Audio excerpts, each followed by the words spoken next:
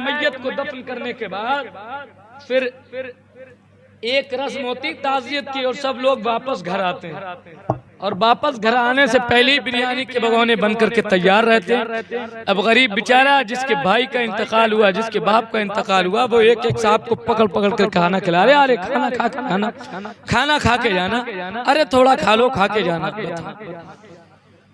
उसके यहाँ इंतकाल हुआ है और यहाँ बिरयानी के 3-3 4-4 भगोने चले जा रहे हैं उन लोगों को खिलाने के चक्कर में जो आए हुए, और वो भी पूरी बेगैरती का मुजाहरा करते हैं।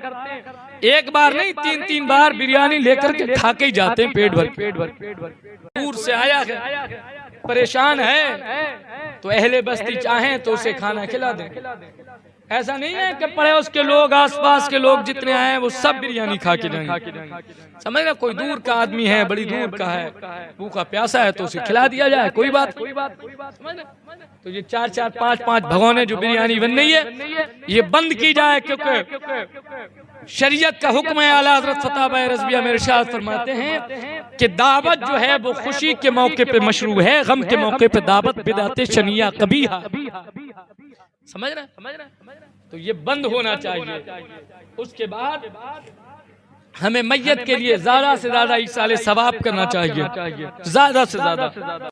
बताना ये मकसूद है कि ईसाले सवाब का मतलब ये है कि आप ज्यादा से ज्यादा मैयत के लिए सवाब का इंतजाम करो।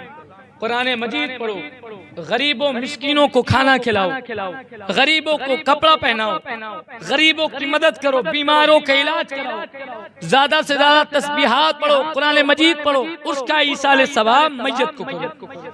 लेकिन हमने अपने तीजों का हाल क्या बना रखा है, 40वां का हाल क्या बना रखा है। तीजे और 40वां का हाल ये कि महल्ले के जो भी अमीर लोग हैं सबकी दावतें हो रही, जो भी पैसे वाले लोग हैं जिनकी महल्ले में थोड़ी बात है उनकी दावत पहले की जा रही थी। 40 ये तीजे 40 में की दावतें बंद होनी चाहिए, खत्म होनी चाहिए। शरीयत में तीजे 40 में की दावत जायज नहीं है, बिदाते शनिया कबीहा फरमाया आला हज़रत। और हम लोग खूब जो है वो चापे उछेले जा रहे हैं। और अब तो तीजे 40वां को वलीमा बना दिया, कोरमा रोटी चल रही है, बिरयानी पे भी इक्तफा नहीं करते, कोरमा रोटी चल रही है। कुछ लोग तो बदबख्त जो है वो कारड छाप रहे हैं, कारड 40 में कि कारड बट रहे हैं कि 40वां है फुला हॉल में, तैयबा हॉल में, कि उस हॉल में क्या आयशा पैलेस में 40वां मनाया जा रहा, न्याज हो रही है, दावत खाने आ रही। ये हाल हो गया हमारी कौम। समझ रहे? जबकि बुजुर्गान दीन फरमाते हैं कि मैयत का खाना अगर दिल उसकी तरफ माइल हो तब कोई शख्स खाए तो दिल को सिया कर देता है मैयत का खाना।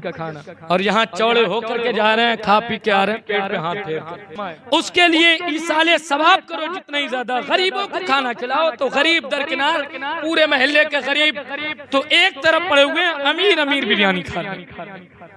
ये हाल है हमारा। अल्लाह ताला इस रस्म से महफूज फरमाए। और एक बात सुन लें कि फिर फातिहा का वक्त होता है तो फातिहा के लिए इमाम साहब को बुलाया जाता है। अब जब इमाम साहब को बुलाया जाता है तो फातिहा इमाम साहब को पढ़नी।